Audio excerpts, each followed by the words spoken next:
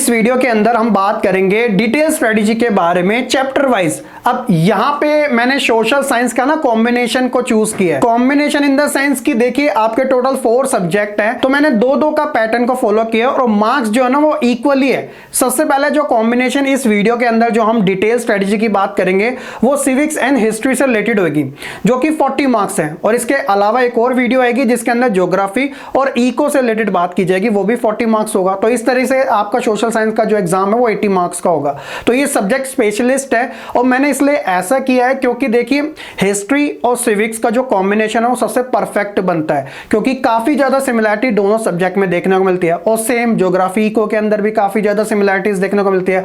तो इसलिए इन दोनों को 2 पार्ट में मैंने डिवाइड किया है। तो इस वीडियो के अंदर हम इनके बारे में बात कर लेते हैं। काफी इंपॉर्टेंट वीडियो होने वाली है और काफी डिटेल वाइज मैंने आपको चैप्टर के अकॉर्डिंग सारा जो पैटर्न है कि कौन सा करना कौन सा नहीं करना वो सभी समझाया। इस वीडियो को ध्यान से देखिएगा, आपके बोर्ड एग्जाम में काफी ज्यादा आपको हेल्प करेगी। तो चलिए बिना किसी देरी के साथ शुरू करते हैं आज की इस वीडियो को। सबसे पहले देखिए स्टेप बाय स्टेप लेके चलेंगे। हम सबसे पहले बात करेंगे सिविक्स की। तो ये पाई चार्ट है जिसके अंदर ऑलरेडी आप देख सकते हो मार्क्स के अकॉर्डिंग चैप्टर आपको बताया गया है। Power sharing first lesson 2 marks का, फेडरलिज्म सेकंड लेसन 3 नंबर का, जेंडर रिलीजन एंड कास्ट वाला लेसन तीसरा लेसन सिर्फ 2 नंबर का, पॉलिटिकल पार्टी सबसे ज्यादा ये वाला लेसन जो है वो है आपका टोटल 5 मार्क्स का, और last lesson outcome of democracy 3 number का। तो टोटल आपसे सिविक्स में 5 लेसन आपके फाइनल एग्जाम में आएंगे। उसी तरह अगर हम हिस्ट्री की बात करें तो इसमें मेजरली 3 ही लेसन आएंगे, हालांकि टोटल 4 आ रहे हैं लेकिन हम कंसीडर 3 को करेंगे। जैसे कि नेशनलिज्म इन यूरोप 6 नंबर का, नेशनलिज्म इन इंडिया 8 नंबर का, प्रिंट कल्चर 8 नंबर का। एक लेसन है जिसके अंदर ग्लोबल वर्ड, जो कि सिर्फ एक ही क्वेश्चन आएगा 1 नंबर का, हाईली चांसेस है कि वो आपसे एमसीक्यू मोड में ही पूछा जाएगा।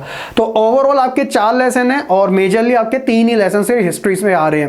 लेकिन अगर इसको हम मार्क्स के अकॉर्डिंग वेटेज लेके चले तो कितना है, तो आप देख सकते हो इस बार के अंदर 25 मार्क्स इंक्लूडिंग मैप, जी हां वो हिस्ट्री से आपके पूछे जाएंगे, और 15 नंबर का आपसे सिविक्स में, जबकि इसमें आपको 5 लेसन कवर करने और इसमें 3। अब ये डिफरेंट क्यों है आप जानते हो, बताने की जरूरत नहीं है कि हिस्ट्री थोड़ी लेंथी है, सब्जेक्ट के अंदर जो चैप्टर वो बहुत बड़े दे रखे हैं तो इसलिए वो थोड़ा टाइम टेकिंग है, लेकिन ये क्रिस्पी कंटेंट होता है सिविक्स वाला और अच्छे से अंडरस्टैंड भी हो जाता है बच्चों को, इसलिए थोड़ा कम नंबर का है। तो ये तो दोनों चीजें होगी।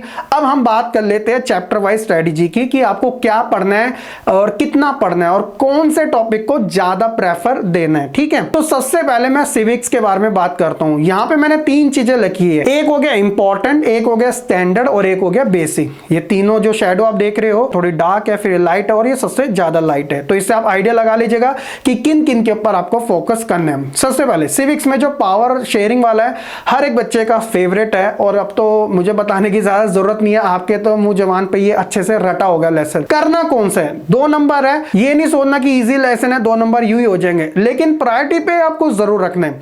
अगर इंपॉर्टेंट की बात करें तो आपको केस स्टडी दोनों की पता होना चाहिए। पावर शेयरिंग इन बेल्जियम की बेल्जियम के अंदर पावर शेयरिंग कैसे थी और पावर शेयरिंग इन श्रीलंका, ये दोनों की केस स्टडी आपको अच्छे से, जो परसेंटेज है, जी हां कभी कभार बच्चों को परसेंटेज में थोड़ी दिक्कत हो जाती है कि कितने परसेंट कौन सी कम्युनिटी के लोग वहां पे एग्जिस्ट करते हैं। जैसे समटाइम बच्चा कंफ्यूज हो जाता है श्रीलंका के केस में, समटाइम वो ब्रुसेल के केस में भी कंफ्यूज हो जाता है कि जो जिसकी कैपिटल है बेल्जियम की, तो ये आपको परसेंटेज ध्यान में रखना है। जो स्टैंडर्ड लेवल का है वो हो गया कि पावर शेयरिंग क्यों डिजायरेबल है, तो उसके आपको 2 रीजन देने, प्रूडेंशियल टाइप का और मोरल टाइप का। और जो अमेंडमेंट किए थे ये एक सेपरेट क्वेश्चन बनता है आपका, जो खुद बेल्जियम ने किए थे अपने कॉन्स्टिट्यूशन के अंदर कि उसने पावर शेयरिंग को किस तरीके से मैनेज किया था, ये वाला क्वेश्चन। और बेसिक लेवल में पावर शेयरिंग क्या है, types of power sharing and form of power sharing, तो इन चीजों का जरा ध्यान रखिएगा। ठीक है, फेडरलिज्म में किन के ऊपर सबसे ज्यादा फोकस करना है, तो फेडरलिज्म में आपको लोकल गवर्नमेंट पूरी पता होनी चाहिए। स्पेसिफिक टॉपिक है 3 नंबर का, क्या पता यही आपसे पूछ ले जाए, रूरल सेक्टर के अकॉर्डिंग और अर्बन सेक्टर के अकॉर्डिंग, और साथ ही साथ डिसेंट्रलाइजेशन इन इंडिया की पावर जो है सेंटर नहीं है, डिसेंट्रल है, वो कैसे है उसके अलग अलग आपको स्पेसिफिक तरीके से लिंग्विस्टिक स्टेट के बेसिस पे आंध्र प्रदेश पहला स्टेट बना था। लैंग्वेज के बेसिस पे, क्योंकि हमारी कोई भी नेशनल लैंग्वेज नहीं है, हमारे खुद जो कॉन्स्टिट्यूशन का शेड्यूल है उसके अंदर 22 लैंग्वेज है हिंदी को मिला के, सेंटर स्टेट के रिलेशन के बेसिस पे, जिसके अंदर हम आगे चल के बात करते हैं थर्ड लेवल की गवर्नमेंट को भी। स्टैंडर्ड टाइम में आपको लिस्ट ऑफ ज्यूरिडिक्शन, यानी कि ये सबसे ज्यादा इंपॉर्टेंट होता है, जिसके अंदर स्टेट, यूनियन, कॉन्करेंट और रेसिडरी लिस्ट, इनमें से कोई भी एग्जांपल आपसे 1 मार्क के एमसीक्यू में पूछा जाता है। बेसिक कॉन्सेप्ट आपको याद होने चाहिए। फेडरलिज्म क्या है, साइलेंट फीचर कौन कौन से है, काइंड्स ऑफ फेडरेशन यानी कि होल्डिंग टुगेदर जिसका इंडिया का एग्जांपल आप ले सकते हो, कमिंग टुगेदर जिसमें आप यूएसए का एग्जांपल ले सकते हो। ये आपके मेन टॉपिक है इन लेसन के अंदर। थर्ड जो लेसन है जेंडर, रिलीजन एंड कास्ट वाला, तो इसके अंदर सिंपली आपको communalism in politics and politics in communalism, तो ये बहुत ज्यादा इंपॉर्टेंट है और हाईली चांसेस है कि इंपॉर्टेंट वाली लिस्ट में यही आपसे कंसिडर किया जाएगा। स्टैंडर्ड टाइप का अगर आपको पढ़ना है तो वुमेन के स्टेटस को जरूर पढ़ना और प्रेजेंट टाइम को ध्यान में रखते हैं, क्योंकि जैसे जैसे वुमेन एम्पावरमेंट ज्यादा होते जा रहा है तो प्रेफरेंस दी जा रही है। इंडियन सोसाइटी में उनका क्या रोल है, वर्क क्या है, एजुकेशन में क्या है और साथ ही उनका पॉलिटिकल रिप्रेजेंटेशन क्या है। अभी वुमेन बिल भी लाया गया था ना, जो आगे चल के इंप्लीमेंट होगा, क्योंकि बन तो गया है, इंप्लीमेंट उसे आफ्टर इलेक्शन ही होगा, तो ये भी आप ध्यान रखिएगा। बेसिक टाइम में आप सेकुलरिज्म और गांधी जी का व्यूज क्या था पॉलिटिक्स को लेके, इन चीजों को आप ध्यान में रख सकते हो, ठीक है। इसके अलावा पॉलिटिकल पार्टी सबसे लेंथी लेसन है, क्योंकि 5 नंबर का आ रहा है, हाईली चांसेस है कि 5 नंबर का क्वेश्चन भी आ सकता है, 3 नंबर का भी, 2 नंबर का भी और 1 नंबर का तो डेफिनेटली आएगा ही आएगा। क्यों? क्योंकि इसके अंदर फैक्ट बेस्ड वाले क्वेश्चन बहुत ज्यादा है।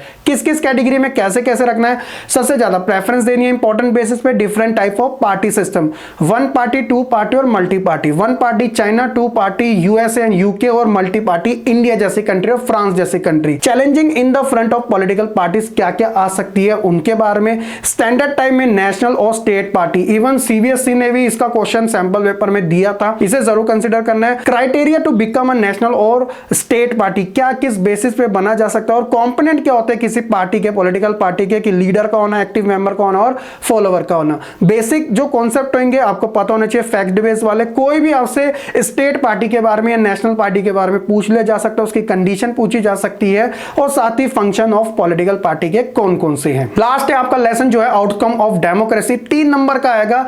इसके अंदर सिंपली आपको डेमोक्रेटिक और नॉन डेमोक्रेटिक गवर्नमेंट पूछ लिया जाता है अक्सर, थोड़ा आउट ऑफ कॉन्टेक्स्ट लगता है, लेकिन ये सिमिलैरिटी के बेसिस पे आपको जज किया जाता है कि एक डेमोक्रेसी गवर्नमेंट में और एक नॉन डेमोक्रेटिक गवर्नमेंट में क्या डिफरेंट होता है। साथ ही पावर शेयरिंग इन श्रीलंका के बेसिस पे भी आपसे पूछ लिया जाता है।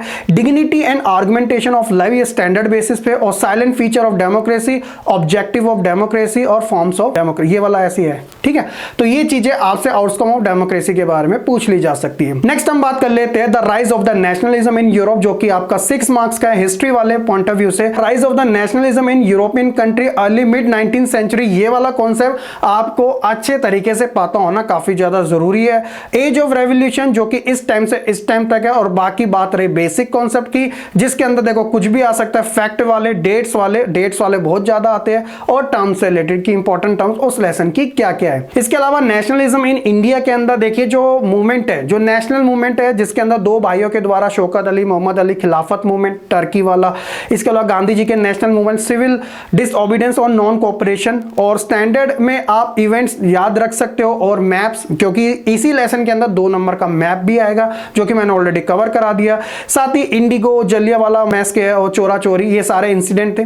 बेसिक कॉन्सेप्ट में वही फैक्ट, डेट्स और टर्म्स को आप याद रख सकते हो। लास्ट जो है वो है आपका print culture and the modern world. इसके अंदर print culture in the world में आपको जापान के बारे में, यानी कि शुरुआत कैसे हुई थी वगैरह, वहां कैसे पहुंचा, गुटेनबर्ग जिन्होंने प्रिंटिंग प्रेस की शुरुआत करी थी, प्रिंट का रेवोल्यूशन और उसका इन्फ्लुएंस कैसे बढ़ा, और रीडिंग महीने किस तरीके से आई। ये जो है टॉपिक वो आपकी मुंह जबान पे रटे होने चाहिए। रटने का मतलब वो नहीं कि मतलब अच्छे तरीके से कॉन्सेप्ट के साथ। स्टैंडर्ड वे में आप प्रिंट कल्चर, फ्रेंच रेवोल्यूशन का एग्जांपल जरूर याद रख सकते हो, और बेसिक के अंदर जो सब में कॉमन है, क्योंकि हिस्ट्री के अंदर फैक्ट, डेट और टर्म्स जो है वो कहीं से भी पूछ ली जाती है। हालांकि मैंने आपके लिए टाइमलाइन से रिलेटेड भी बना रखा है। तो ये जो है आपकी चैप्टर वाइज स्ट्रेटेजी है कि कौन सा कवर करना है, कौन सा सेकंड लेवल पे रखना है और कौन सा बेसिक लेवल पे रखना है। हर एक तरीके से अच्छे तरीके से एनालाइज करके आपके लिए बनाया है, ताकि आपको आपके बोर्ड एग्जाम में काफी ज्यादा हेल्प मिल सके। नेक्स्ट वीडियो में आपके लिए इको और ज्योग्राफी से रिलेटेड भी बनाऊंगा, जल्दी आपको देखने को मिल जाएगी, प्लेलिस्ट में आप चेकआउट कर लेना। और बाकी अगर आप सोशल साइंस के कंटेंट देखना चाहते हो, 1 shot video, part wise important question, MCQs सब कुछ अवेलेबल है, जरूर चेकआउट कीजिएगा। अच्छी क्वालिटी के अंदर विद एग्जांपल दिए गए एनिमेशन के थ्रू, ताकि आपको हर एक कॉन्सेप्ट काफी इजी तरीके से समझ आ सके। आप जरूर चेकआउट कीजिएगा। बाकी वीडियो पसंद आई लाइक कमेंट शेयर करने के साथ चैनल को सब्सक्राइब करना बिल्कुल ना भूलिएगा।